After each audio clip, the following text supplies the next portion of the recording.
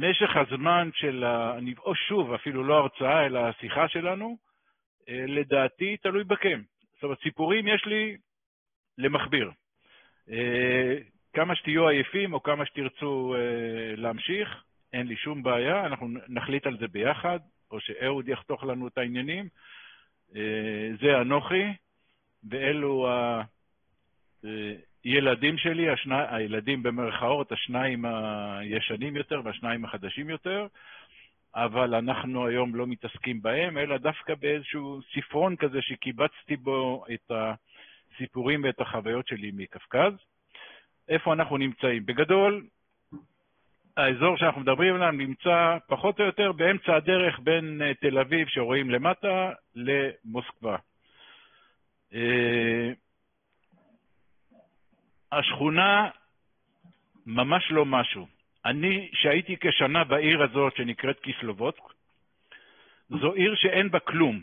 לא תעשייה, לא חקלאות, שום דבר. רק דבר אחד. יש בה מים מינרליים ספציפיים שאנחנו נתעסק איתם יותר מאוחר, שמאוד מאוד עוזרים לכל מיני בעיות רפואיות, כמובן למי שמאמין בזה.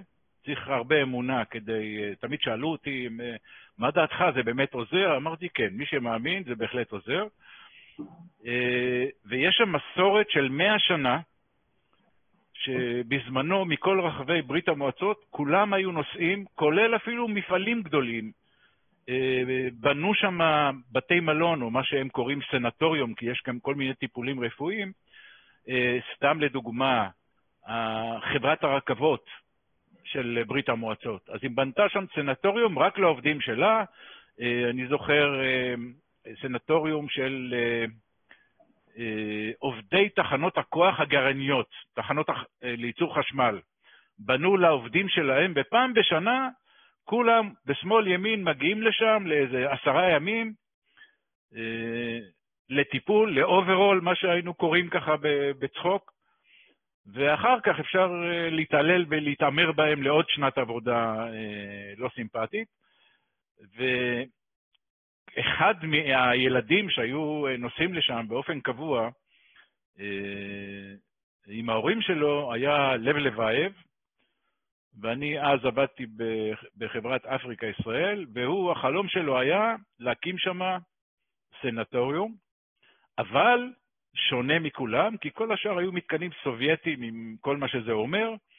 הוא רצה להקים שם סנטוריום או מלון, אבל ברמה של מלון 5 כוכבים ברמה מערבית, וזו הסיבה שמצאנו את עצמנו במקום הזה, יחידים בכל אזור הקפקז הזה, דרום רוסיה, כזרים, אין שם שום משקיע זר, אין שם תיירות. אנחנו, הרי הישראלים תמיד חושבים שהם יודעים כל דבר הכי טוב, אנחנו החלטנו להשקיע שם ולהקים שם מתקן, ואתם אחר כך תבינו איזה ויה דלרוזה עברנו שם. כמו שאתם רואים לגבי השכונה, מימין, צ'צ'ניה, לא צריך להסביר, יצואנית טרור מצטיינת, ומשמאל קראצ'איה, שזו אגב מולדת העם הצ'רקסי. אז בארץ הצ'רקסים בצפון חבר'ה נחמדים, אבל שם על ההיסטור מה שנקרא. המקומיים, איפה שאנחנו היינו, קראו לזה מדינת המחבלים, אסור היה להתקרב לשם. בהמשך אני אספר לכם על טיול די חסר אחריות שעשינו לשם, ועל מפגש די מצמרר שהיה לי גם עם הנשיא הצ'צ'ני, שהוא אשכרה נסראללה, רק עם מראה ויקינגי כזה, זה חצי בלונדיני. אז זו השכונה הסימפטית במרכאות כפולות. העיר עצמה, עיר קיץ, עיר נופש, עיר יפה. אפשר לראות בתמונה הקטנה מצד שמאל, את ההרים שמקיפים את רכס ההרים שמקיף את העיר מסביב, ולמעשה הרכס הזה מגן על העיר פעמיים. פעם אחת מפני פגעי מזג האוויר, והסלוגן שלהם זה 300 ימי שמש בשנה. אין שם כמעט רוחות, ובנוסף, שרשרת הרים הזאת שמקיפה את העיר, מגינה עליה גם מפני טרור, כי האזור הזה רווי בטרור, ובגלל הערים יש בעצם כביש כניסה אחת או כביש גישה אחת פנימה לעיר, ושם כמובן שנמצא הצבא והמשטרה וכו'. אני רץ מהר עם השקפים הראשונים, כי שוב, זה רק לרקע וכו'. אחר כך, לכל סיפור אנחנו כבר נתעכב יותר.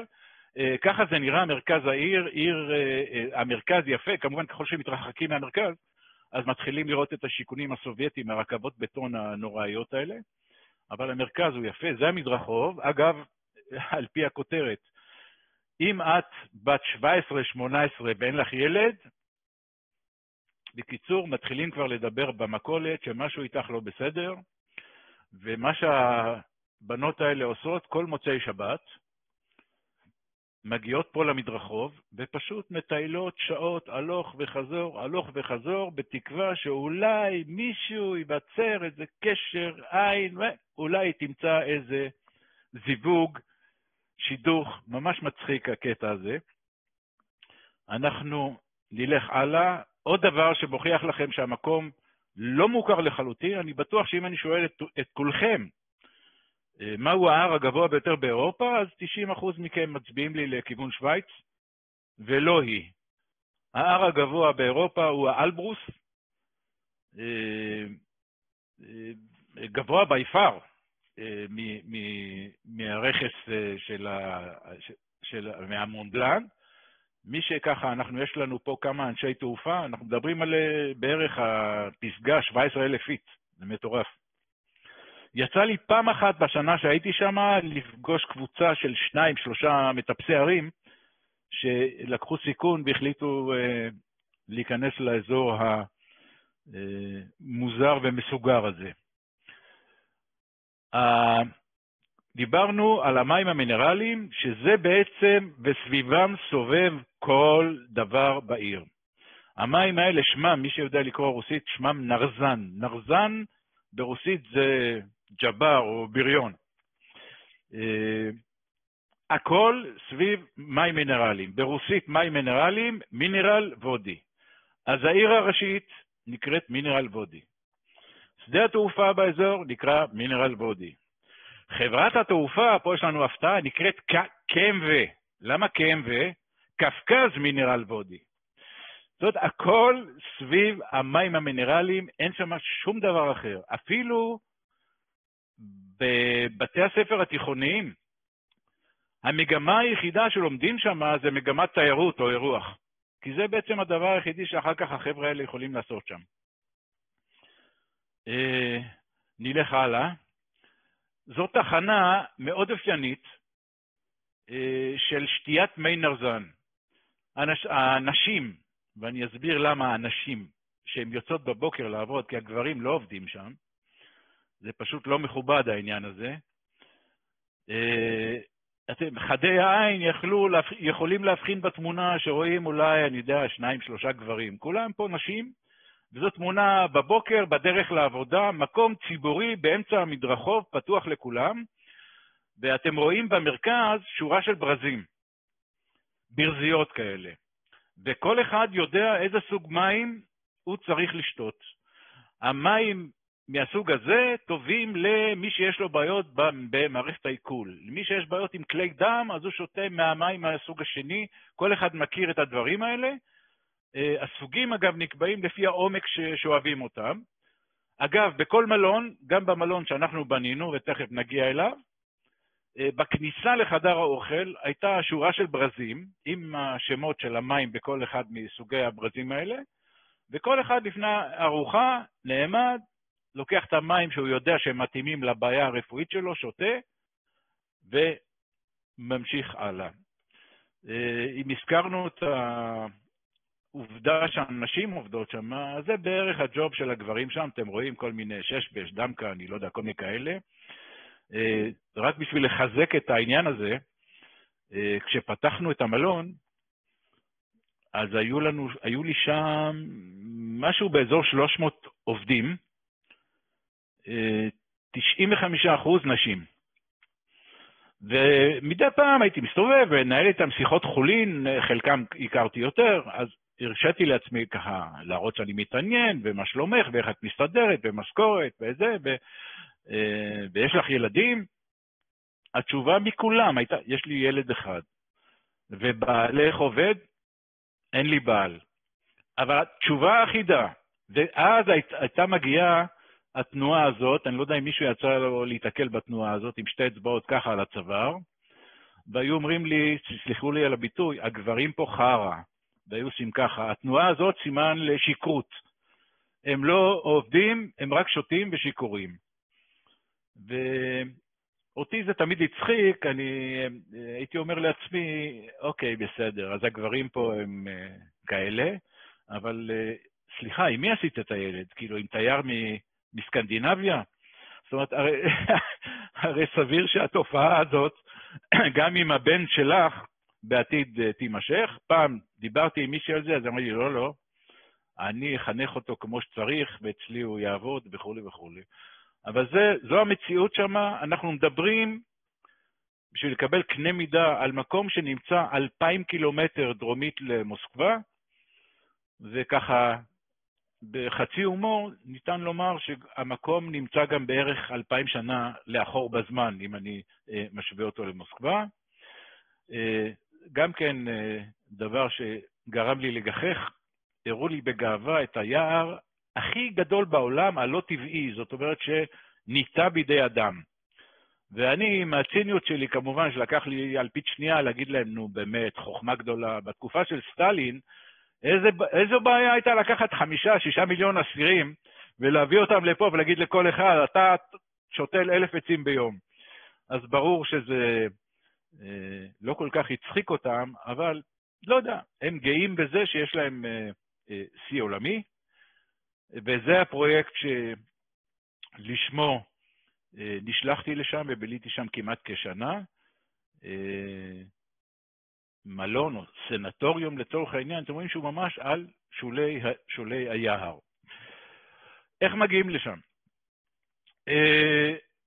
כמו שאמרתי, שזה בערך באמצע הדרך בין תל אביב למוסקבה, אז טסים עם אל על בדרך כלל למוסקבה, מחכים חצי יום שם בדיומדדובה, בשדה תעופה, לטיסה של KMV, קפקז מינרל וודי, קפקז מים מינרליים, אתם רואים על המטוס, טופולב 154, תכף נדבר עליו קצת, וטסים חזרה את חצי הדרך, ונוחתים בשדה התעופה, מים מינרליים, מינרל וודי. ככה זה נראה. חלק מהמאזינים מכירים קצת את התופעה הזאת. יש היום לדעתי 3-4 מדינות שעדיין מתפעלות אותו, כולל איראן, בגלל מצוקה. המטוס הזה יש לו היסטוריה ארוכה של תאונות. אני חושב שאחת המפורסמות שבהם, חלקכם בטח נחשף לזה, זה התאונה שהייתה באפריל 2010, שכל צמרת פולין, הנשיא, השרים, הממשלה, הרמטכ"ל, כל הצמרת הפוליטית והצבאית הפולנית נהרגה כאשר התרסק טופולב 154 כזה שניסה לנחות בשדה התעופה בסמולנסק ברוסיה. בתקופה שהייתי שם טסתי בערך 100 טיסות עם החברה הזאת. זו חברה, אם יהיה לנו זמן, נספר לכם, אפילו הדיילות שם זה מין נשים כעוסות כאלה עם גבות מקובצות, כאילו הן כועסות עוד מהתקופה של סטלין, היה להם רע. וחלקם היו טיסות עזויות לחלוטין, אני אספר לכם על 2 או 3 מהם. אתם רואים שם את המשאית זיל הצבאית הזאת, שמשמשת כגורר, לא היה לה כסף כנראה גם לצבוע אותה, השאירו אותה עם הצבעים של הצבא הרוסי. כך זה נראה, אבל רק בשביל להכניס אתכם לאווירה שחיינו שם. אז פה בתקופה הזאת שאני מדבר עליה, האלמנות השחורות, המתאבדות הצ'צ'ניות, פוצצו 2 מטוסים כאלה באוויר, עם כל הנוסעים כמובן. לא יודע איזה סיקור היה לזה בארץ, בקושי שמעו על זה, אבל אתם רואים, מדובר פה ספטמבר 2004, לא סימפטי. לאחר הנחיתה מתגלה הטרמינל מרחוק. לי זה קצת הזכיר את הטרמינל באנטבה, הוותיקים בינינו בטח זוכרים פחות או יותר את המבנים האלה. ככה נראה הטרמינל, זו הכניסה הראשית מימין, ומשמאל זה לא המוסך, הדלת הזאת הלבנה מאלומיניום, זו הדלת יציאה של הנוסעים למטוסים. ככה זה נראה, ברוכים הבאים מה שנקרא למאה ה-20. עוד חוויה שתכף נעמוד עליה ביתר פירוט, אתה רק יוצא, תתעלמו מהעובדה שהבחור הוא שחור אור, זו הייתה סנסציה ברוסיה שהיה להם שוטר ראשון שחור אור, אז בכל העיתונים הוא הופיע, אז לקחתי את התמונה הזאת, אבל אתה יוצא מהשדה תעופה, היה לנו טנדר מיצובישי, זאת אומרת לא מרצדס, טנדר מיצובישי, והנהג בא לקחת אותי מהשדה תעופה, בערך 40 קילומטר עד העיר, נוסעים 2 דקות, השוטרים האלה עם המקל ביד, תעצור. הוא אומר הנהג, אדוני השוטר, מה עשיתי לא טוב? הוא אומר לו, לא, נהגת יפה מאוד, אבל יש לך אוטו יפה, תביא כסף. ככה זה מתחיל. והוא מסתכל עליי, דרך אגב, בחור שמצאתי שמה, ששירת בגולני. אין שם כמעט יהודים באזור, יש בודדים, אבל שלחו שם בחור אחד לעשות שירות בצה"ל, הוא היה בגולני, ככה הוא למד קצת עברית, וחזר לשם, אז עשינו אותו מיד נהג, והוא אומר, דודי, מה להגיד להם? אמרתי, תגיד להם שאתה פועל ואני פועל, אין לנו כסף, ושיהיו בריאים. אז מנסה פעם, פעמיים, 3, בסוף הם מתייאשים, טוב תיסע. אבל זו דרך חיים שמה, ואנחנו תכף נחשף למנטליות הזאת ביתר פירוט.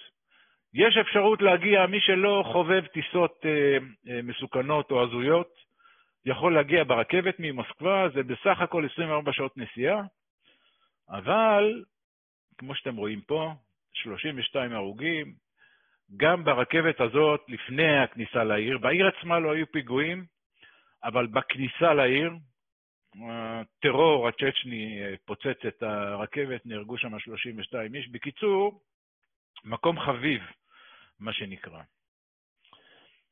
אני אתחיל עכשיו את הסיפורים יותר ספציפיים, והראשון שבהם, מאחר ואנחנו, רובנו, חלקנו, אנשי חיל אוויר, אז מן הסתם אני אפתח דווקא בסיפור תעופתי. באחת החופשות שלי בבית, וויקנד כזה שעשיתי בתקופה ששהייתי שם, צלצל הטלפון בביתי, ומהעבר השני של הטלפון אני שומע קול של אחד החברים מהפרויקט, מהאתר, והוא אומר לי, תשמע, במקום לקום באמצע הלילה, לרוץ לנתב"ג, לטוס עם אלה למוסקבה, לחכות במוסקבה חצי יום, ולטוס את חצי הדרך חזרה עם החברה הקפקזית, רוץ מהר עכשיו לשדה התעופה לוד, יש שם מטוס של חברת התעופה הקפקזית, שהביא צליינים, ורשמנו אותך לטיסה, יש שם מקום אחד פנוי, ותוך שעתיים אתה אצלנו, במקום יום שלם של סיפורים. וואלק, תענוג.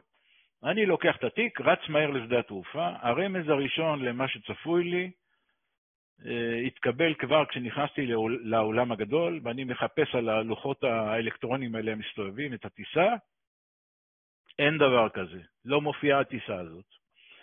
אני מתחיל לשאול את האנשים, את העובדים המקומיים, אולי אתם יודעים איפה יש, חברה כזאת, טיסה לשדה התעופה מינרל בודי, ואז אחד אומר לי, תשמע, רד למטה על המרתף. אני חושב שזה משם. אני יורד למרתף, ואני מוצא שם בחורה ישראלית, עומדת ליד שולחן כזה שמתקפל, שפתחו לה משהו פרובזורי כזה בחדר קטן, ולידה עומדים 2 כמרים בגלימות משי בצבע תחילת, עם מצנפות גדולות, עם צלבים גדולים רקומים בחוטי זהב בחזית המצנפות, וכל אחד מהם מחזיק ביד שקית של הדיוטי פרי. ואני מסתכל, ואני אומר לעצמי, וואי, איזה יופי. צליינים, טיסה פרטית, מטוס של 154 איש, אני ו2 כמרים, סבבה. לא חולפת דקה, נפתחת הדלת, ונכנסים פנימה 150 צליינים, נראים לבושים כמו בתקופה כזאת של אנו בנו, וכל אחד מהם מחזיק בידיו בחרדת קודש, לפיד בוער, קטן, וכדי שאיזה משב רוח פתאומי לא יחבא אותו, אז הם לקחו בקבוקי פלסטיק כאלה, כמו של קוקה קולה, של 1.5 ליטר, חתכו את החלק העליון, ושמו את האש בפנים, וככה הם הלכו כל אחד מהם, ואני מסתכל ואני אומר, אלוהים ישמור, זה קודם כל, הבקבוקים האלה מיוצרים מנפט, אין דבר שנדלק ובוער יותר טוב מהבקבוקים האלה. ואני ככה עמום, אני ניגש לנציג הישראלי של חברת התעופה הזאת שארגנה את הטיסה, ואני אומר לו, תגיד, כל הפסיכים האלה יעלו למטוס עם האש? אז הוא מסתכל עליי, והוא עושה תנועה כזאת עם הידיים, כאילו, מה אני יכול לעשות?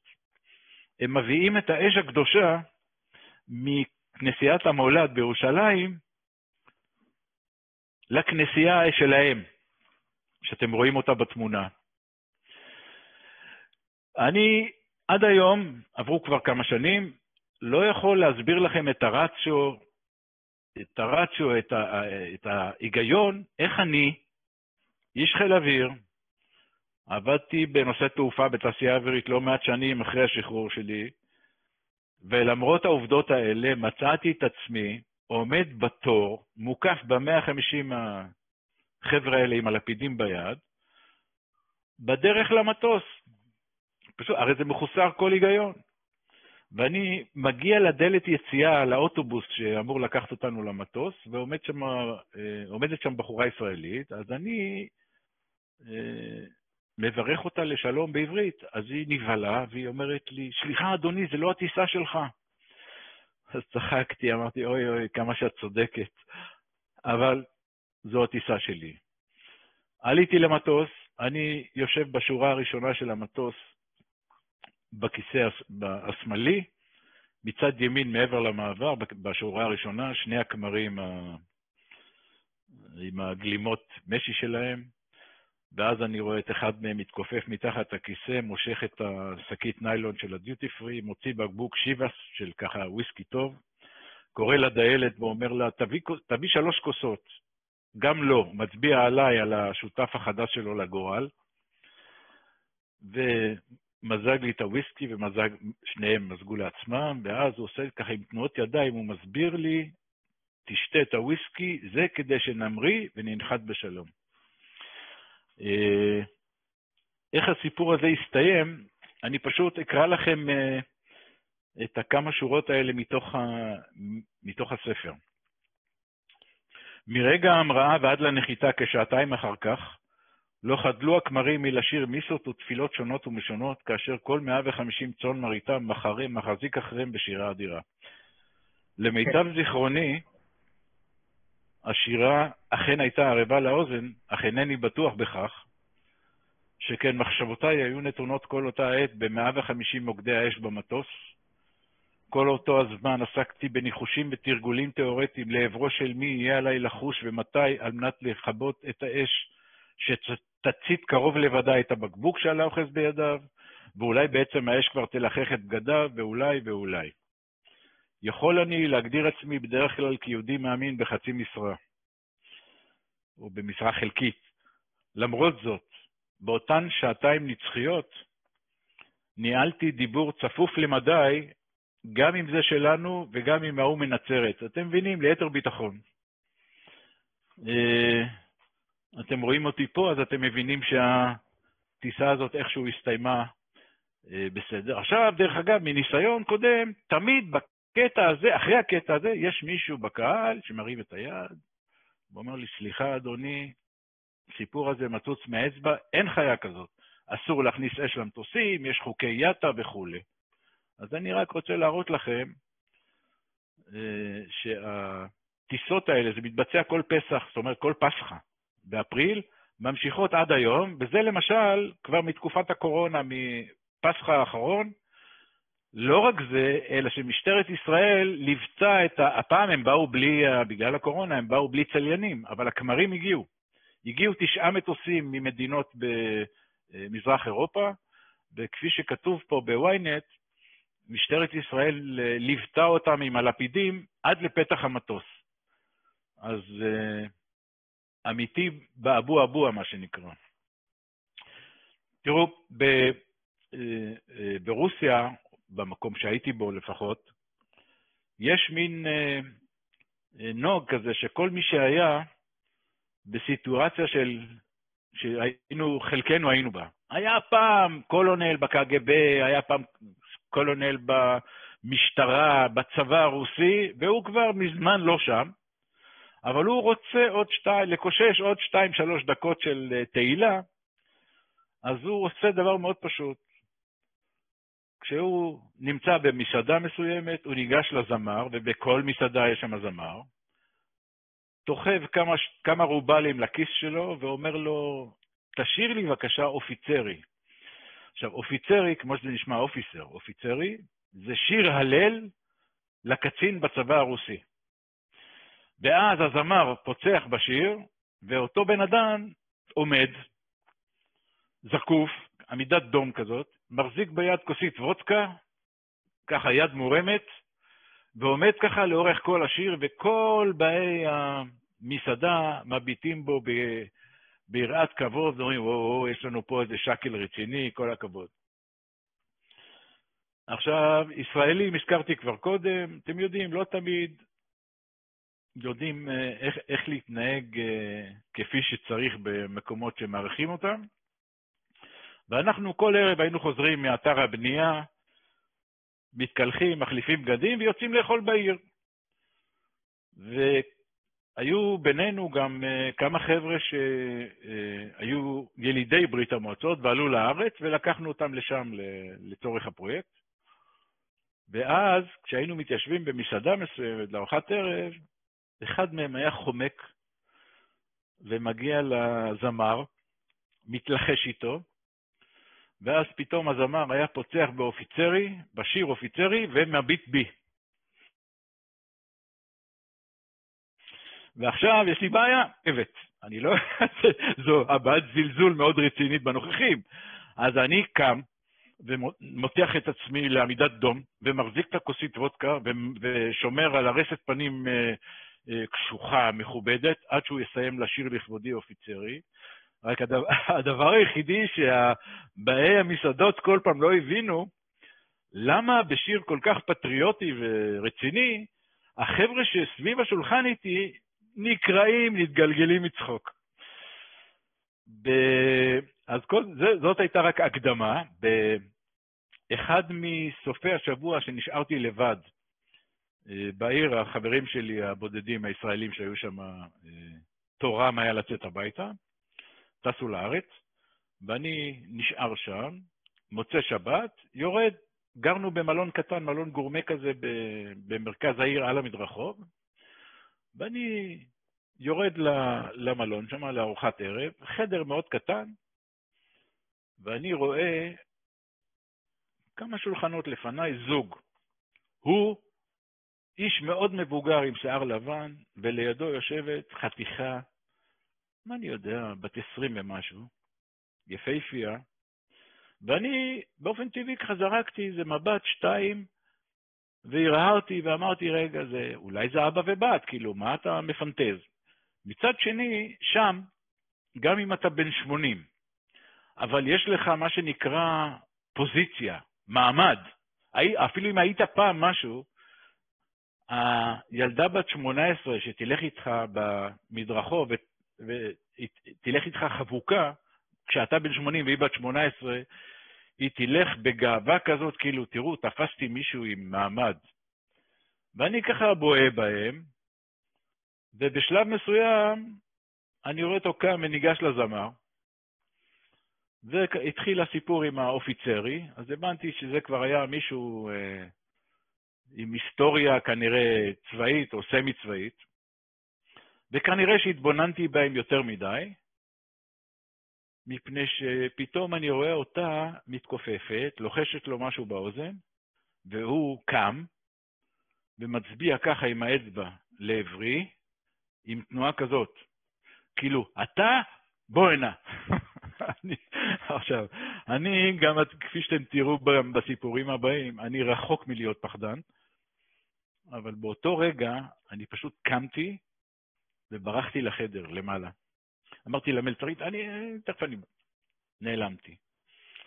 חלפו אי אלו שבועות, אני יושב במשרד שלי באתר הבנייה, ובדלת מופיע נציג הבעלים, זה בחור, שוב, במקור רוסי, שעלה לארץ וחזר איתנו לשם, עם מנטליות מקומית לכל דבר, אפילו יותר מוקצנת, והוא אומר לי, דודי, תשמע, מצאנו קצין ביטחון למלון כשנפתח אותו.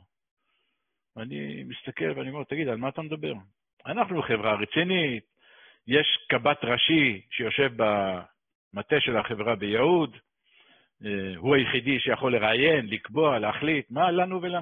לא, לא, הוא אומר לי, דודי, אתה לא מבין. שלחו מישהו שהיה קולונל בקג"ב, ואם הם שלחו אותו ואמרו שהוא יהיה הקב"ט, אז הוא יהיה הקב"ט, לא יעזור לך שום דבר. ואז הוא פתאום אומר לי, אתה רוצה שאני אכניס אותו? הייתי בהלם, אמרתי לו, מה? הוא אומר, כן, הוא פה מאחורי הדלת. אבל הנה, הוא שלח לי רזומה, הוא נתן לי רזומה, והוא עומד ומתחיל להקריא לי את הרזומה, והרזומה אצל החבר'ה האלה מאוד מוזר, הוא מתחיל לספר דברים מכיתה א' וכיתה ב', זה משהו בלתי נגמר, ואני יוצר אותו, ואני אומר לו, עזוב, עזוב, עזוב, רד למטה, תקריא לי מה מצבו המשפחתי. אז הוא מחפש, ואומר לי, הוא אלמן, ויש לו בת, לא יודע, 20 ומשהו, שהיא רופאה במקצוע. אמרתי לו, אוקיי, תכניס אותו. ומי נכנס? האופיצרי מהמסעדה. זה שברחתי מפניו. בדיעבד, שכחתי רק לספר לכם, אז זה כבר פשלה קטנה שלי, אבל אני מיד מתקן אותה. כשחזרו החבר'ה שלי מהארץ, סיפרתי להם בצחוק את הסיפור הזה. הם כמעט הרגו אותי. אתה לא נורמלי, אנחנו לא נשאיר אותך יותר לבד אף פעם פה בסופי שבוע. אתה לא מבין שהוא רצה או היה יכול לחתן אותך עם הבת שלו שם במסעדה ב5 דקות, וזה בכלל לא חשוב שאתה נשוי ויש לך ילדים ואתה אפילו, יש לך כבר נכד. אתה לא נורמלי, פה בקפקז אסור לעשות דברים כאלה. בקיצור, חזרתי חזרה לסיפור הנוכחי, הוא נכנס הזקן, עשה את עצמו שהוא לא מזהה אותי, עשיתי גם אני את עצמי שאני לא זוכר אותו מאותה מסעדה, אנחנו נאלצנו לקבל אותו לעבודה, והוא היה גרוע לתפארת, התפקוד שלו היה קטסטרופלי. והחבר'ה שלי שעבדו איתי ושרצו להתלונן על דברים שהוא לא עשה, כן עשה לא טוב וכו', אז הם כבר הפסיקו לקרוא לו בשמו, אלא היו אומרים לי החם שלך. זאת אומרת, או קראו לו אבי הקלה. אני הייתי אמור להיות, הוא אמור להיות המחותן שלי. אז זה הסיפור על האופיצרי, קולונל קג"ב. תראו, ברוסיה, הנושא של הגנבות, אני לא אומר את זה מאיזה מקום של התנסות, שלא תבינו נכון, וגם שלא תקבלו איזה נימה של זלזול כלפי המקומיים וכו'. אני פשוט התאהבתי במקום. זה מקום נוראי, מסוכן, אבל יש בו משהו ממגנט, ואני פשוט התאהבתי בו. אבל נושא הגנבות זה קטסטרופה שאין כדוגמתה. בתחילת המאה ה-19 התבקש הסופר וההיסטוריון הרוסי קרמזין, שהיה מאוד ידוע ומפורסם שם, להגדיר את רוסיה. אז הוא חשב והסתפק במילה אחת, גונבים. רוסיה, גונבים. אני, כהקדמה, נתחיל בסיפור קטן, בדיחה. בחור רוסי ובחור רומני למדו יחד באוניברסיטה במוסקבה הנדסת בניין או הנדסה אזרחית, ואחרי מספר שנים צלצל הרוסי לרומני ואמר לו, תשמע, בוא תבקר אצלי, תראה איך הסתדרתי בחיים, איזה יופי וכו'. הוא מגיע, רואה וילה מדהימה. הוא אומר לו, תגיד, איך הצלחת בשנתיים, איך הצלחת להתעשר ככה ולבנות בית כזה יפה? אז הוא אומר לו, בוא רגע לחלון. אתה רואה את היער? רואה. אתה רואה שם את הנחל שעובר ביער? רואה. אתה רואה את הגשר מעל הנחל? רואה. אז אני בניתי אותו. אתה יודע, כמו אצלנו, הכנסתי פחות מלט מה שתכננו, פחות ברזל, קיצור, ככה בניתי את הבית. חולפות השנים, והרומני מזמין את הרוסי לביקור גומלין. מגיע הרוסי, רואה לא וילה, ארמון.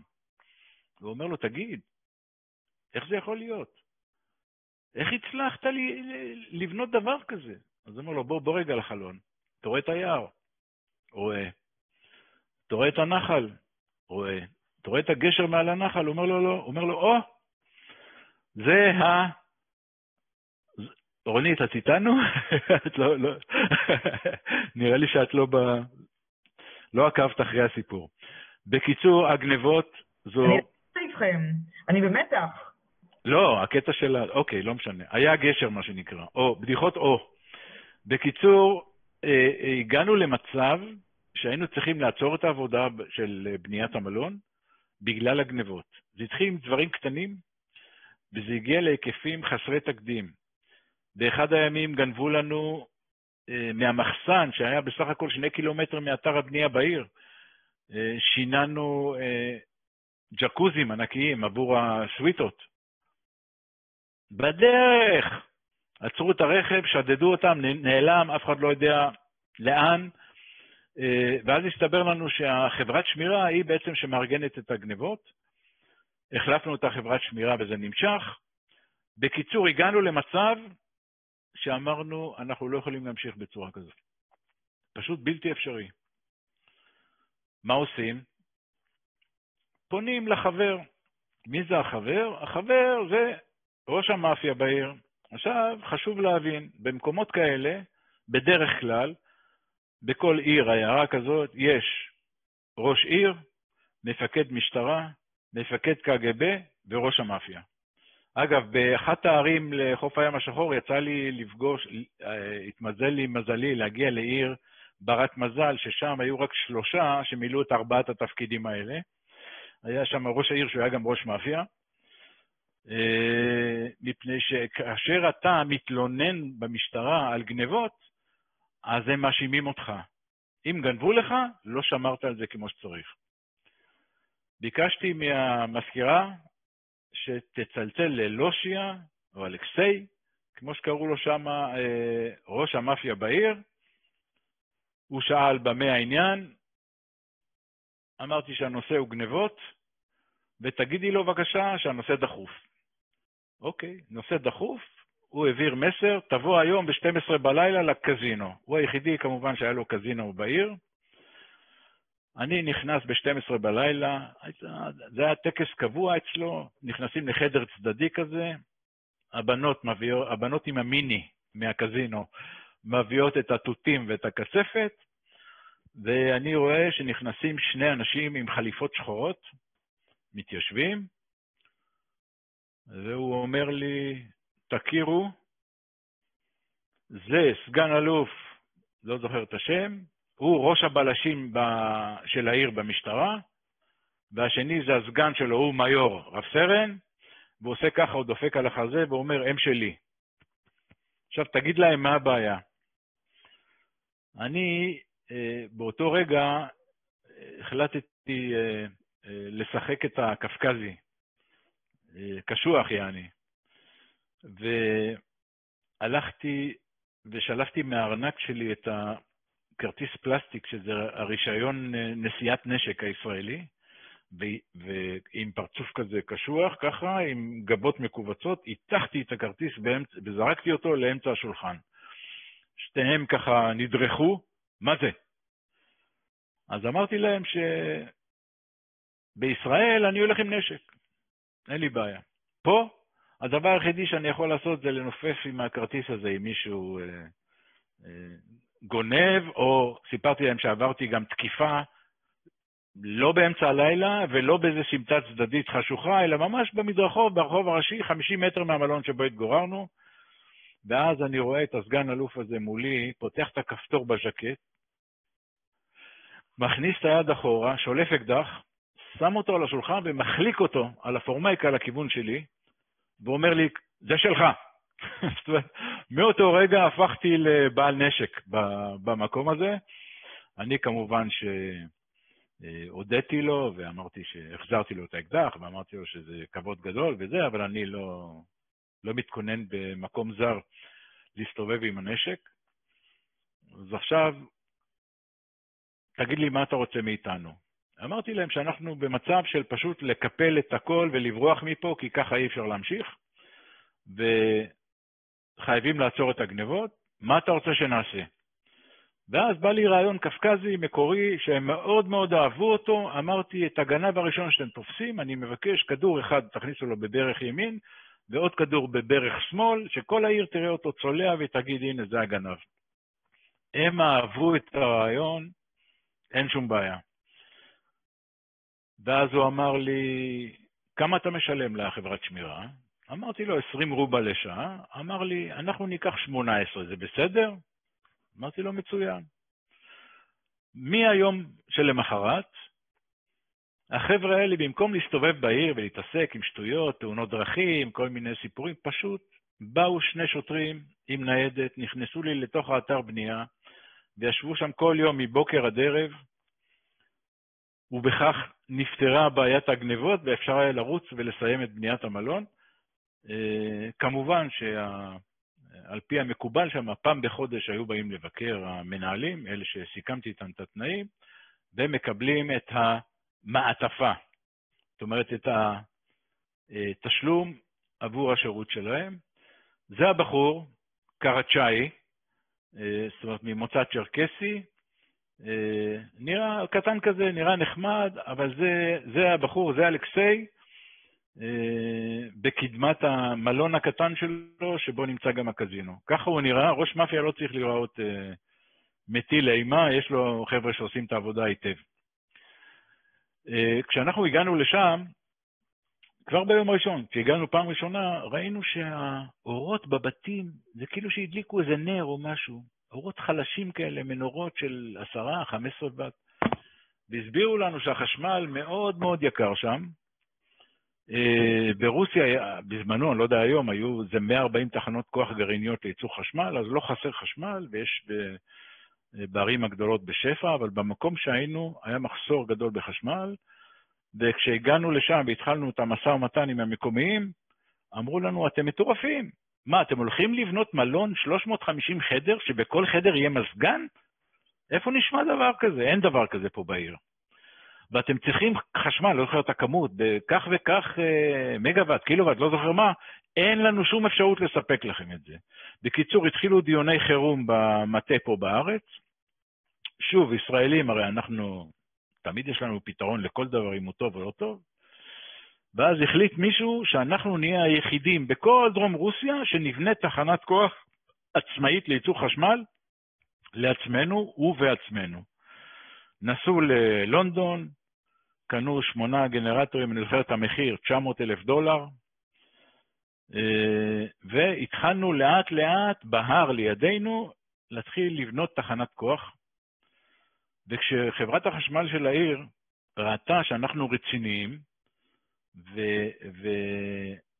ומתקדמים בפרויקט, אז כל 3-4 ימים היה מגיע מישהו מהתחנה ואומר, תשמעו, הצלחנו לגרד עוד 100 קילוואט, עוד 200 קילוואט, וכך לאט, לאט, לאט, לאט, לאט הם התקדמו, עד שהם הגיעו למצב שאמרו, זהו, אנחנו מסוגלים לספק לכם את כל מה שאתם צריכים. בשלב הזה עדיין היה יותר זול להתחבר אליהם, מאשר להמשיך ולבנות את תחנת הכוח, ואכן זה מה שעשינו, התחברנו לחשמל בעיר. חגיגה גדולה, אחרי כמה ימים דופקים בדלת במשרדי, נכנסים 2 חבר'ה, שלום, שלום, מי אתם? אנחנו מחברת החשמל המקומית. אנחנו חיברנו אתכם לא מזמן בזה, נכון. מה אתם רוצים? תשמע, יש לנו הצעה שתחסוך לך הרבה כסף. אנחנו יכולים להחליף את המונים, ולשים מונים שמסתובבים הרבה יותר לאט. ואז אתה משלם הרבה פחות ממה שאתה צורך בפועל. אמרתי להם, חיסכון, אוקיי, 100%, כמה אני חוסך? אמרו לי, שמע, משהו באזור 40-45%. עשיתי מהר חשבון בראש ואמרתי, לשנה, החשמל שם מאוד יקר, זה $100,000. אמרתי להם, תראו, אני מאוד אוהב חיסכון, אני מודה לכם על ההצעה, אבל קחו את עצמכם, תעופו מפה. אני עובד בחברה, היום אני חושב שהיא כבר לא, הייתה חברה ציבורית, אמורה להיות מסודרת, אני יכול לעשות דברים כאלה.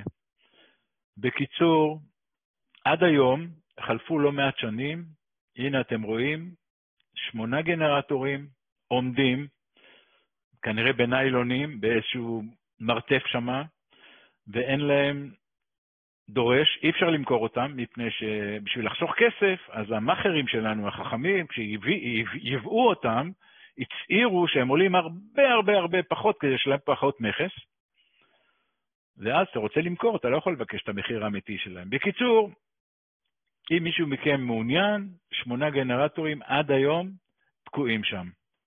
זה סיפור החשמל. הנה הוא הנסראללה הצ'צ'ני. שמו רמזן קדירוב. אתם רואים שהוא מחזיק פה אקדח מזהב טהור. זה נשיא צ'צ'ניה. והגבר הזה, אני ארחיב לכם קצת, בכל זאת, אמרתי שלא תהיה היסטוריה וכו', אבל קצת לתת רקע. בצ'צ'ניה, כמו שרובכם יודעים, כולנו יודעים, התחוללה מלחמת אזרחים אכזרית ועקובה מדם בצורה קיצונית. הנשיא היה אחמד קדירוב, והוא החליט יום אחד לנטוש את הלוחמים שלו, הבדלנים, ולחבור לאויב שבו הוא נלחם, לפוטין. התשלום על הבגידה הזאת היה מהיר מאוד, ובמאי 2004, כשנחנך האצטדיון בעיר הבירה גרוזני, פוצצו את היציע, והנשיא נהרג במקום. מיד מינו את הבן, זה שבתמונה, את רמזן קדירוב, הוא היה אז בן 28, אז קודם כל מינו אותו לראש ממשלה, שהשתפשף קצת, ואחר כך לנשיא.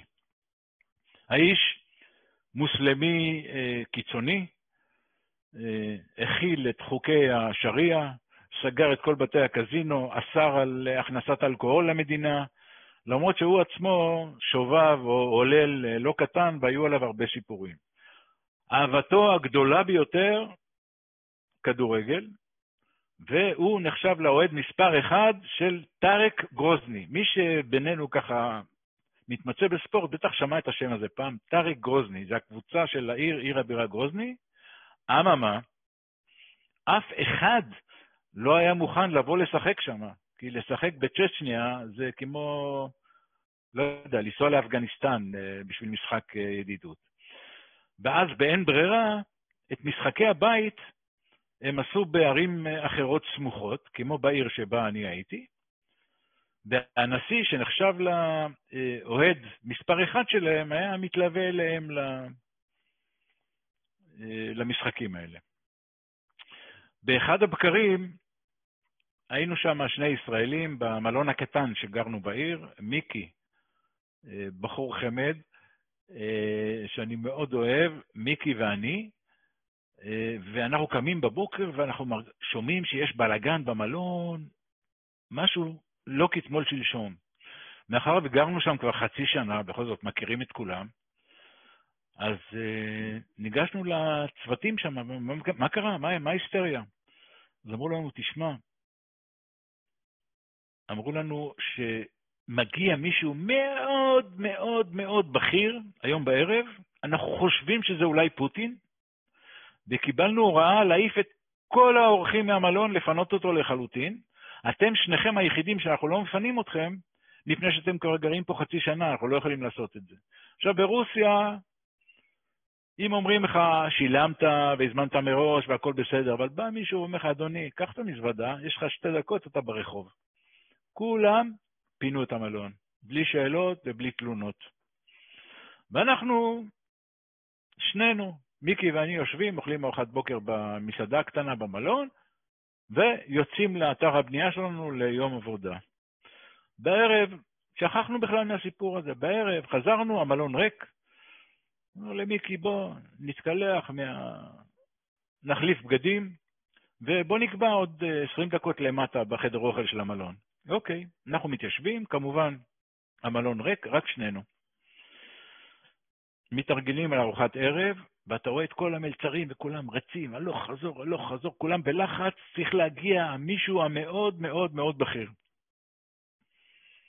פתאום אנחנו שומעים רעש, אנחנו מסתכלים החוצה מעבר לחלון,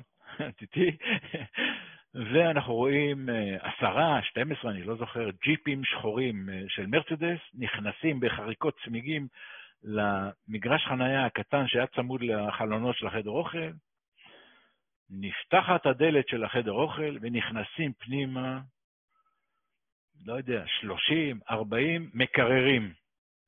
כל אחד 2 מטר גובה ורוחב, כולם עם קרחת, זקן, אוברול שחור, אקדח על ירך ימין, אקדח על ירך שמאל.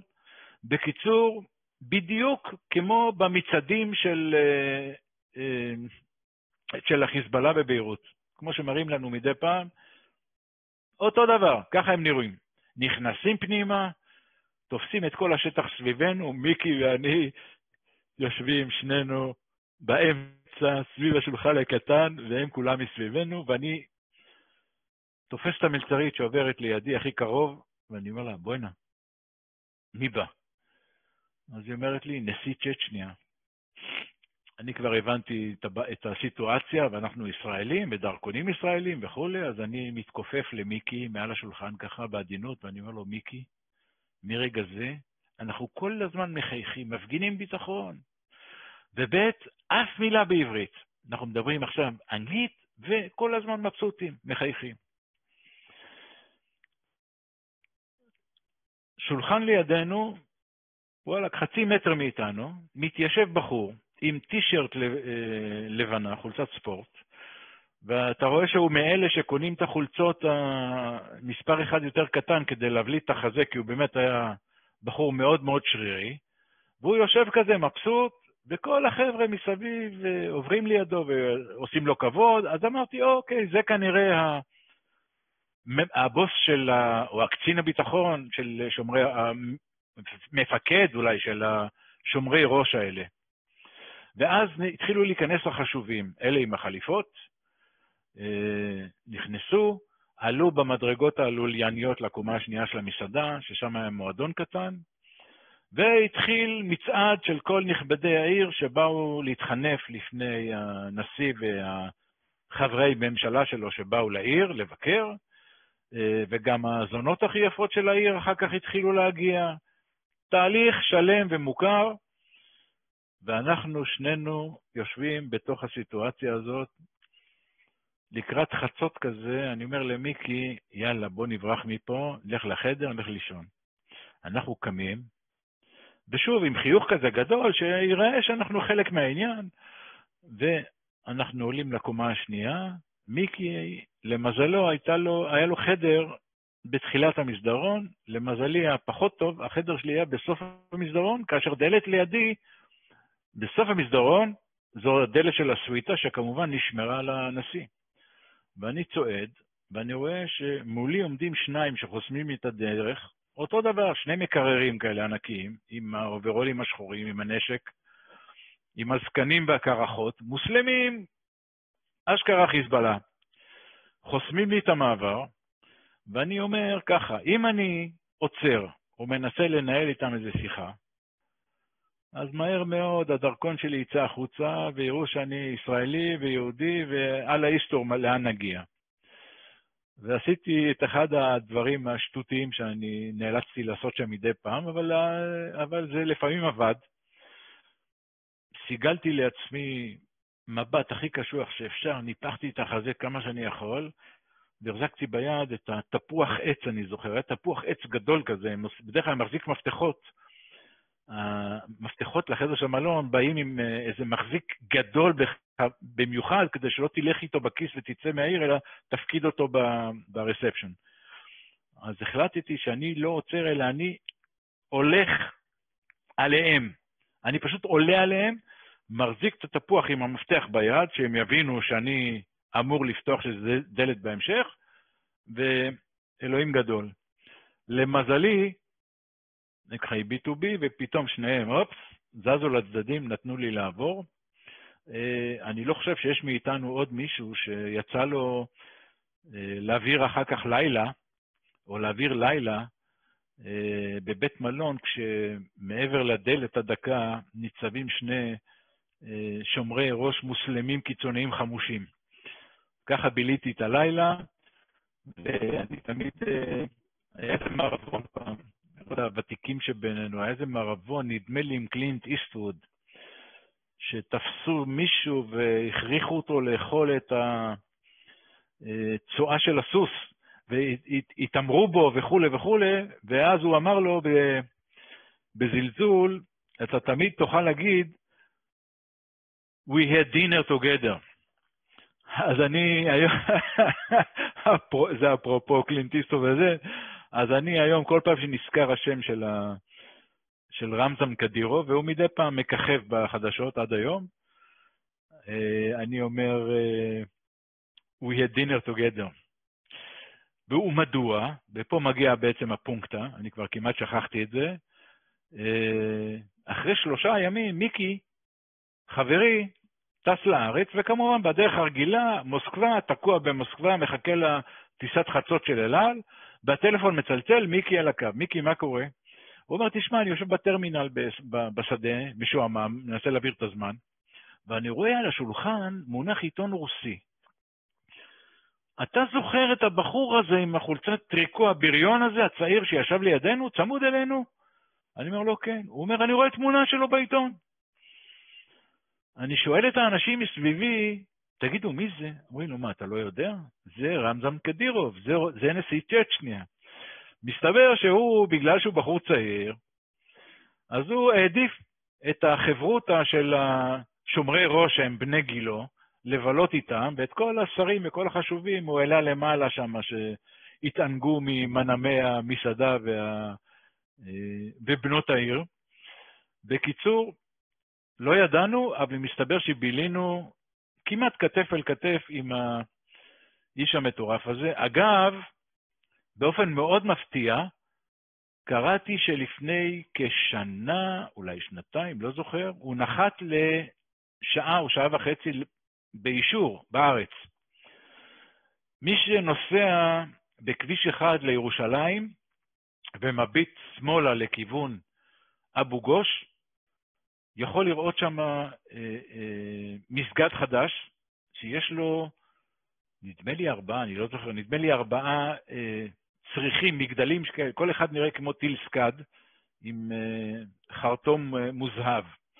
עכשיו, מסתבר שזה מסגד, מאחר וגם באבו גוש יש חלק שמקורם מצ'רקסיה, או מקפקז, אז מסתבר שהוא החליט לתרום כסף כדי שיבנו מסגד, וקיבל אישור מיוחד לבוא לזמן מאוד קצוב לארץ, כדי להיות בטקס חנוכת המסגד, וכך היה, הוא הגיע בהסתר, לא טקסים, לא קבלת פרסים, בכל זאת נשיא מדינה. היה שם איזה שעה, חזרה על כביש 1 לנתב"ג, ונעלם מחיינו. אז זה רמזן קדירוב. תראו, החיים שם היו מאוד קשים. זאת אומרת, מאחר ואין תיירים, אין בעלי דרכון זר, וכל פעם שהיו מזהים אותך שאתה לא מקומי, אז זו הייתה הזדמנות מעולה להשלמת הכנסה. שוטר, איש קג"ב, כל פעם בונה, תביא דרכון. אתה מראה את הדרכון, מיד מספרים לך איזה סיפור, מעשיות. הוויזה לא בסדר, אסור לך להיות פה, רק במוסקבה, כל מיני סיפורים. בקיצור, מה אתה רוצה? תביא כסף. וככה זה היה קורה כל הזמן, במיוחד שהיינו טסים חזרה הביתה. היו עוצרים אותנו במחסומים, היה מחסום קבוע בכניסה של המשטרה, ואחר כך היה מחסום של הקג"ב, ועוצרים אותך, ואם אתה לא נותן מספיק כסף, לוקחים אותך לחדר חקירות, וישראלי, חדר חקירות של הקג"ב, לא סימפטי, אז אנשים היו פותחים את הארנק ומשלמים. בגלל הקטע של הגנבות שסיפרתי לכם קודם, אני בשלב מסוים אמרתי שאני מוכן ללכת לעימות ישיר עם המושל באזור. עכשיו רק שתבינו, המושל, מושל של סטברופול. סטברופול זה בערך 1.5 מדינת ישראל בגודל, והמושל שם זה לפחות פוטין. אבל הוא, היה לו מאוד מאוד מאוד חשוב שאנחנו נגמור את תהליך הבנייה של המלון, כי הרי אין שם שום משקיע זר ואף אחד לא בנה שם. ואז הוא רצה לייחס את ההצלחה של הבאת המשקיע הזר בפתיחת המלון לעצמו, וכל פעם הוא היה מנדנד והיה אומר, מתי אני יכול לבוא עם צוותי טלוויזיה להצטלם על רקע המלון, להראות להם, שיראו, הנה בזכותי וכו' וכו'. ואני החלטתי לנסות לנצל את זה. זה היה פשוט בלתי נסבל, אי אפשר להתחבר למים, חשמל, שמעתם כבר את הסיפור. רק בשביל להכניס אתכם לתמונה, גם בנמל, בנובורוסיסק, בים השחור, הייתה חגיגה גדולה, כי פתאום גילו שיש איזו קבוצה של רפי שכל מהמזרח התיכון שהחליטו פה להשקיע כסף. אז על כל דבר היו עוצרים לנו, משבשים וסוחטים אותנו. אתן לכם דוגמה, לקראת הפתיחה הגיעו המחולות עם הצלחות, סכו"ם וכו' וכו' למלון. אני מקבל מכתב מהמכס בנובורוסיסק, של הצלחות יש קרינה רדיואקטיבית. כאילו, מה אתה יכול לעשות עם זה? זאת אומרת, כאילו שייצרו את זה בכור בדימונה, אתה יכול להתווכח איתם? בקיצור, בסדר, מה אתם רוצים? $10,000, $20,000, $30,000, בקיצור, הסכומים היו בלתי נסבלים, אי אפשר היה לעשות שום דבר, ולכל דבר, לכל חדר טיפול, והיו לנו הרבה חדרי טיפול רפואיים למיניהם, הייתה מגיעה ועדה ממוסקבה, והנציג שלנו שם היה נכנס אליי לחדר, דודי, סגרתי איתם $2,000, הם חותמים לנו. עכשיו, בינינו, אני לא יודע, אולי הוא סגר איתם על $200, והוא שם את $1,800 בכיס. אתה לא יכול לדעת כלום. אבל ככה זה עבד שם. ואמרתי, יום אחד אני רוצה להגיע למושל. כולם כמובן צחקו ואמרו, המושל, אתה יכול לחלום להיפגש איתו. ובאחד הימים, פתאום מודיע לי נציג הבעלים, אנחנו נוסעים עכשיו למושל, הוא הסכים לדבר איתנו. אז אני נכנס לאוטו ככה עם הג'ינס, 100 קילומטר נסיעה, זה בעיר אחרת רחוקה, ובאמצע הדרך אומר לי הנציג בעלים החכם, אתה לא יכול לבוא למושל עם ג'ינס, ועוד מאתר בנייה עם כל הלכלוך והאבק.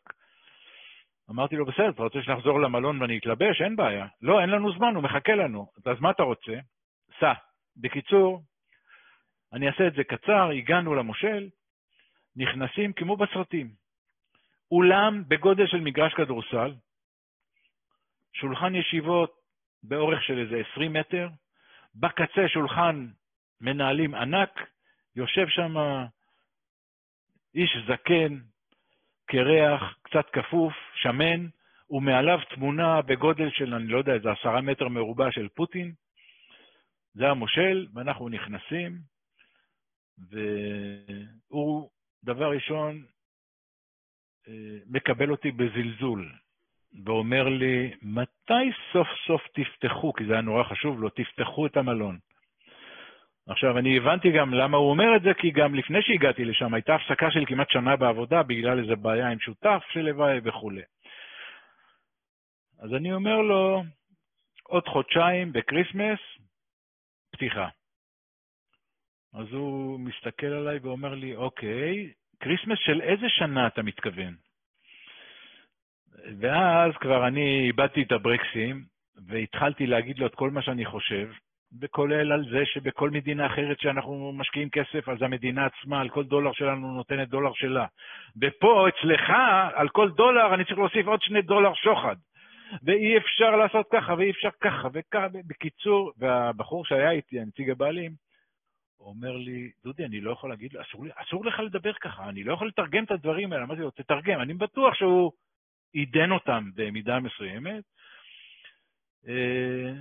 ראיתי שזה לא יוביל לשום מקום, בסוף הוא אמר לי, טוב, מה אתה רוצה? אמרתי לו, תקשיב, אני חושב שצריכים ללכת לבעל הבית, ללבייב, להגיד לו, תשמע, אין טעם להמשיך.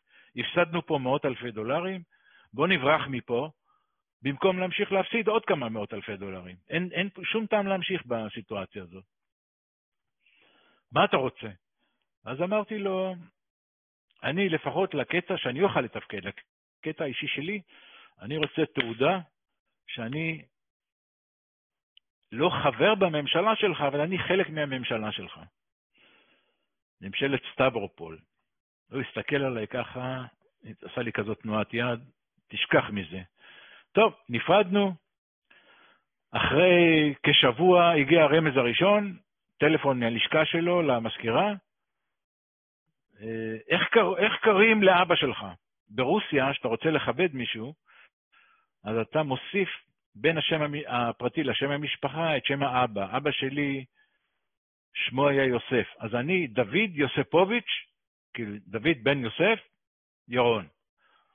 אחרי כמה ימים ביקשו שאני ארגן תמונת פספורט ונשלח את זה לשם, ואחרי שבוע הוא שאל אם הוא יכול לבוא עם צוות צילום, אם יש מה לראות. אמרתי לו, אתה יכול לבוא, יש כבר טיח, אפשר לראות, הבניין נראה יפה.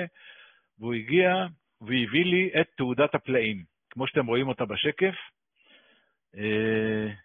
אל תתפלאו שהיא עדיין אצלי. למה? משתי סיבות. א', אין לה פג תוקף. אין פה תאריך בתוקף עד. דבר שני, וואלה, מי יכול לדעת? לא יודע מה מצפה לי, מה מתכנן לי השוכן במרומים. אולי אני אקלע לאזור הזה עוד פעם. בקיצור, המדובר בתעודת פלאים. וכשקיבלתי אותה, אמר לי אחד המקומיים, בוא נבדוק איך היא עובדת. איך נבדוק? הוא אומר לי, תשמע, מחר זה יום ראשון, לא עובדים, נכון? אני בא לקחת אותך עם האוטו וניכנס ליער הגדול, שזה שמורת טבע, שאסור להיכנס לשם עם מכוניות. אבל שתיים, התעודה הזאת, צריך להיכנס חופשי. בסדר. הוא נוהג, אני יושב לידו, מגיעים למחסום, יש מחסום, עומד שוטר. ואז גם קיבלתי הנחיות, הוא אומר לי, תקשיב, אתה לא מסובב את הראש ולא מסתכל על השוטר, אתה הרבה מעליו. אתה רק מביט קדימה, תקח את התעודה האדומה, תשים אותה ככה על החלון, יהיה בסדר. ואנחנו ממשיכים לדבר בינינו, ואומרים לו, נו, מה הוא עושה השוטר? הוא אומר לי, הוא עושה מה שצריך, הוא ראה את התעודה, ואתה לא מאמין, הנה הוא הולך, ואופס, אני רואה את המחסום מתרומם, ונכנסנו פנימה. מסתבר שבמקום הזה, או ברוסיה בכלל, כשאתה מחזיק פנקס אדום, שיש עליו אותיות זהב, וכתוב ממשלת סטברופול, אז אני מודיע לכם שלא היה שם שוטר אחד או איש קג"ב שפתח את התעודה, או נגע בה בכלל, ורצה לראות, אולי אין בפנים כלום, אולי זה רק כריכה, אולי זה לא התמונה שלי בכלל. אני הייתי מגיע אחר כך לשדה תעופה, לעמדות של השוטרים, ולעמדות של הקג"ב, אלה שהתאכזרו אליי תקופה ארוכה, ובהתנסות או ביהירות כזאת, כנקמה, הייתי מביט בהם, לא אומר מילה, שם את הדרכון על השולחן, על הדרכון שמתי את הפנקס האדום, והייתם צריכים לראות בשנייה איך ההבעת פנים שלהם משתנה. אף אחד מהם לא נגע מעולם בתעודה הזאת. מספיק שהם הסתכלו עליהם מהרחוק, ממשלת סטברופול, אותיות זהב, פנקס אדום, ותנועת יד, בבקשה אדוני. לימים הפכתי להיות גם פודה שבויים, מפני היו מגיעים הרבה חבר'ה, מנהלים של החברה וכל מיני כאלה לבקר באתר, וכמובן שברגע שהם רצו לטוס חזרה, אז המשטרה והקג"ב, אופה, דרכונים זרים, זה הזדמנות להשלים הכנסה החודש, והתלבשו עליהם, והיו מכניסים אותם לחדר חקירות, ועוצרים אותם וכו', ואז היה מגיע המלאך הגואל בדמותי עם הפנקס האדום, הייתי מגיע, ככה מנופף בפנקס האדום, ואומר להם ברוסית, אני זוכר עד היום את המילים, עדי סמנוי, הם איתי, ככה בקשיחות. והייתי פודה את השבויים שלנו ומשחרר אותם לארץ ללא תשלום. אני תלוי בכם. איך אנחנו עם הזמן? טוב, סיפור אחרון? אהוד? יש לנו זמן עד 8:30. טוב, בוא נעשה סיפור אחרון. אני אעשה את זה מהר. אני לא יודע מי מכם מכיר אותו. איתן מזרחי. כותבים לי שלא שומעים, אז דבר ממש בקול רם, כן. איתן מזרחי היה השף של רשת מלונות קראון פלאזה, חבר מדהים, אבל יש לו דפקט אחד מולד קשה ובלתי פתיר. הבחור יש לו פוביה של טיסות. הבאנו אותו, כמו שאתם רואים פה, לחדר אוכל לקראת הפתיחה של המלון. הפתיחה היא חג המולד, טקס רוסי קבוע, ב-12 בלילה כולם מפסיקים את המוזיקה ואת האוכל, ב-12 בלילה פוטין נואם, ואחר כך חוזרים למסיבה, ואיתן נפלי שמה ועשה מאכלים בלתי רגילים. אני זוכר שנכנסה שמה שהעיירה של העגלות עם המזון, עם המנה העיקרית, אז כל הקהל קם ומחא כפיים, כי באמת הוא עשה שם דברים שלא רגילים לראות במקום. אבל איתן כבר באותו יום היה במצב די מעורער, מפני שלמחרת היינו אמורים שנינו לטוס חזרה לארץ, וכולם טרחו להגיד לו שברוסיה, מהמסיבה של חג מולד ועד ה-17 לינואר, אף אחד לא עובד כי כולם שיכורים. יש להם שבועיים וחצי, כולם שיכורים, אף אחד לא עובד, והוא כבר יום קודם התחיל, דודי, איך נדע שהטייס לא שיקור? והבחור, זה היה פשוט מעורר רחמים. אנחנו קמנו בבוקר מוקדם, כל המלון היה הלום וודקה, אף אחד לא היה ער, ושנינו נוסעים לשדה, לטיסה, יורד שלג, ואיתן כבר, אני רואה אותו ממש כמעט בהכרה חלקית. ואנחנו מגיעים לשדה, ואני אקצר, הייתה תקלה, ועקבו אותנו, ואין אלטרנטיבה, אין מטוס חליפי, והוא כבר, איך נדע שתקנו את התקלה וכו', מחפש כל מיני סיבות. אנחנו עולים למטוס, אני עולה בכבש המטוס, ואני מסתכל, בכל זאת, אנחנו באים מהתחום, אני מסתכל על הזוג הגלגלים הקדמים, הכנס הקדמי של המטוס, ואני רואה צמיגים חלקים כמו ישבן של תינוק. ואני אומר לעצמי, אלוהים ישמור, פה יורד שלג יחסית קל. אנחנו עוד 2.5 נוחתים במוסקבה, בשלג כבד. המטוס הרי יעוף מהמסלול. ואיתן רואה שאני ככה נעצר לשנייה ומסתכל, תופס אותי ביד. דודי, מה קרה? מה ראית? לא, איתן, הכל בסדר, אנחנו עולים למטוס. המטוס היה כמעט ריק, כי אף אחד לא טס, הרי כולם שיכורים, כולם שוכבים בבית אחרי ליל ההילולה הגדולה של קבלת השנה החדשה. איתן ואני מתיישבים בכיסא הראשון או השני, אני כבר לא זוכר, בקדמת המטוס, והוא, אני לא אשכח את זה כל החיים, הוא מתנדנד. הוא לא יודע מה לעשות עם עצמו, אז הוא מתנדנד בפחד וממלמל כל מיני דברים, ואת הקטע הבא, אני, לסיום הסיפור הזה, או איך הוא התנהל, אני אקריא לכם במהירות מתוך הספר. איפה אנחנו? כן. לפתע נפתחה דלת תא הטייס, ומבעדה יצא טייס ענק ממדים, לבוש בחליפה שאת שרווליה יתרו פסי כסף. הטייס היה כל כך גבוה, עד שנאלץ להטות את ראשו על מנת להימנע מפגיעה בתקרת המטוס. מן הידוע הוא שגופו של מטוס הטופולב 154 הינו צר למדי, ועל כן נאלץ אותו טייס, שלהערכתי גובהו היה מעל 2 מטרים, להטות כל העת את ראשו. השף איתן לא יכול היה להסיר את מבטו מהטייס המאיים לכאורה, לפחות בעיניו, שהתקדם לעברנו. סביר היה להניח שאם היה ברשותו של השף מכשיר ינשוף משטרתי באותם רגעים, בוודאי שהיה אז מסתער על אותו טייס ומאלצו לבצע בו במקום בדיקת אלכוהול. ואז באה וניחתה על ידידי השף המכה הסופית. הטייס הענק, כשחיוך גדול משוך על פניו, הביט בי, רחן לעברי, העניק לי חיבוק חם והדביק לי נשיקת לחי לך. באותו הרגע כבר זיהיתי אותו, אך לשף איתן זה כבר היה מאוחר מדי. איתן קפץ על רגליו כנשוך נחש, והחל לצרוח בקולי קולות. חבר'ה, בודדים היו במטוס, אבל היו שם עוד 2 ישראלים. חבר'ה, כולם לרדת, לא טסים איתו, הטייס שיכור, הטייס שיכור. על פניו, באם להודות על האמת, הגיע השף למסקנה הגיונית למדי, שכן איזו סבירות כבר יכולה להיות לכך שאותו טייס מכיר אותי משכבר השנים. השף איתן, כשמבטו המבועל על פניו, החל מפלש דרכו במהירות לעבר דלת היציאה, כשאני מזנק אחריו ומנסה לעוצרו. הוא שיכור, זעק השף. ואני לתדהמתו נתקפתי בהתקפת צחוק ממושכת ובלתי נשלטת, שלא אפשרה לי אלא לפלוט לעברו 3 מילים בלבד. זה הטייס מהפוליש. אז כבר אנחנו מסיימים. מה צרח לעברי השף? מה פוליש? זה טייס זה. גם אתה כבר השתגעת לגמרי. בשלב זה כבר היה מנוי וגמור עם השף, שגם דעתי כנראה נטרפה עליי לחלוטין. כמה חברינו הנוספים שהיו בקרבתנו, הצליחו בסופו של דבר להשתלט על השף ולהחזירו אחר כבוד למושבו.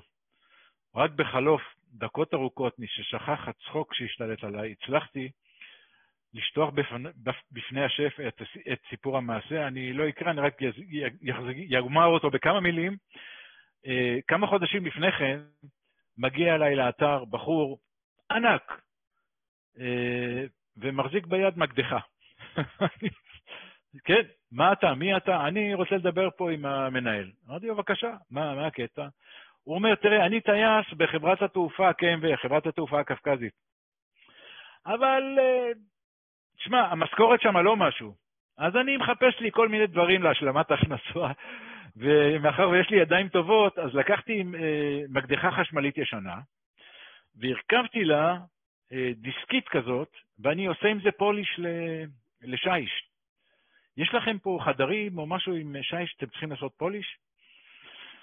אז צחקתי ואמרתי לו, תשמע, אתה נורא נחמד, אבל המקום היחידי הרלוונטי זה החדר אוכל, סליחה, הלובי, זה כולה 2,000 מטר מרובע, אתה רוצה עם הקקמייקה הזאת לעמוד על הברכיים, להשחיז לי פה 2,000 מטר מרובע, זה לא רלוונטי. אבל הוא היה איש מאוד נחמד, הוא בא מרחוק, והוא גם טייס, אז התחלנו שיחה, והיה נורא נחמד, והבחור פשוט זיהה אותי. אבל איך תסביר לאיתן, איזה קשר יכול להיות, או איזה סיבה יכולה להיות לטייס בחברת התעופה הקפקזית, ולדודי, שהוא, לא רק זה, שהוא יתכופף וידביק לי בוסה, יום אחרי מסיבות השנה החדשה. אז זה השף איתן, אנחנו לא שמנו לב, אבל אנחנו באמת על 1.5 שעות. אני, אמרתי לכם בהתחלה, אין לי בעיה, אבל אני מבין שאנחנו מוגבלים. קיים, אם יש לך עדיין איזשהו קשר למקום. ממש לא. לא, ממש לא. זה לא מקום שחוזרים אליו, אתה לא יכול להגיע אליו באופן פרטי, למרות שבפגישה עם המושל, אחד הרעיונות שהיו לו, שהוא חשב שהוא יתאשר מזה, שבגלל שזה מלון ישראלי, ויש 1,000,000 עולי ברית המועצות בישראל, אז כדאי שנגיד להם שיבואו למלון שבנינו, ותהיה לו הכנסה מתיירות נכנסת וכל מיני כאלה. אין לשם תנועה של ישראלים. עד כמה שאני יודע היום, המלון כבר גם לא שייך ללוואי, הוא מכר אותו. מה שאני יודע, שהוא עשה כסף בצורה מטורפת. מפני שאצל כל האחרים, היו באים כמו למתקן רפואי, להבריא. והיו הולכים לישון ב8 בערב, מכבים להם את האורות. אצלנו ריקודים ומוזיקה עד הבוקר, ולאט לאט התחלנו את כל החדרי טיפול הרפואיים להסב לקוסמטיקה, יופי, כל מיני דברים שעושים המון כסף, ובמקום כל החולים למיניהם, התחילו להגיע למלון השכבה של הרוסים העשירים הצעירים. ויש שכבה עבה מאוד כזאת ברוסיה. בקיצור, זה עשה כסף בצורה מטורפת, כי גם הרמנו את המחירים כל הזמן, בהתאם לקהל שהתחיל להגיע. השונה והחריג לחלוטין. רק משפט אחד, שמתי כבר את השקף, קרצ'איה, הזכרתי את זה, מולדת הצ'רקסים. זו מדינה של רוצחים, השכנים שלהם קוראים צ'רקס. צ'רקס במונגולית זה חייל חותך או גודע. זאת אומרת, פשוט שתבינו עד כמה החבר'ה האלה נחמדים, אבל יש שם אתר נופש, אחד היפים באירופה, אף אחד לא מתקרב למקום הזה כי זה מסוכן, אבל יש שם אתר נופש מדהים, שנקרא דומביי, ואנחנו תמיד חלמנו לטוס לשם, ויום אחד הגיע איזה גביר שהיו לו שם יחידות נופש כאלה מפוארות, שמעתי שאתם חברה גדולה, בונים בטבלות וכו' וכו', אני רוצה למכור לכם את זה. ברור שזה לא עניין אותנו, אבל הייתה הזדמנות להגיע לשם. ואז אמרנו, איך נגיע? אז הוא אומר, זה לא בעיה, אתם רואים את המ-8 הצבאי פה? זה שתבינו רק את הסיטואציה, ובזה אני מסיים. זה כמו שמישהו בארץ, חס וחלילה, יחטוף התקף לב, ויצלצל לנטלי או לשחל.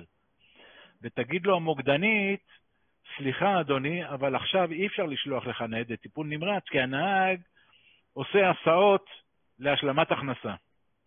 כי שאלתי אותו איך מגיעים לשם, הוא אומר, יש לנו מסוק. איזה מסוק? אני לא ראיתי מסוקים אזרחיים בשדה. הוא אומר, לא אזרחיים, זה של הצבא. יש 2 מסוקים שהצבא הרוסי מחזיק שם, למקרה שיהיו שם שיטפונות או אסונות לחילוץ. אבל הטייסים גם כן רוצים לעשות השלמת הכנסה. אז הוא אומר, אני משלם להם והם יקפיצו אותנו. אז אני חוסך לכם את הטיפול עצמו, אבל את המונית, או מי פנוי בדומביי, או מי פנוי באלנבי, לצורך העניין, עם המסוקים הצבאיים, זה הסיפור האמיתי לגמרי. כמובן שלא טסתי איתם, ובסוף נסענו בשיירה חצי מאובטחת כזאת, עם כמה מכוניות, יום שלם. בואו נראה רק את התמונות, זה בדרך, אין שם מאץ, אתה יכול למות, אף אחד לא יודע, ככה זה נראה, נפל סלע, נפל, יכול להיות שהוא נפל על הכביש לפני חודש, בדרך עצרנו, קנינו דגים כאלה משופדים להביא למערך, תראו איזה יופי של מקום. זה המערך שלנו, הבחור הקרח שיושב קרוב, כמובן וודקה,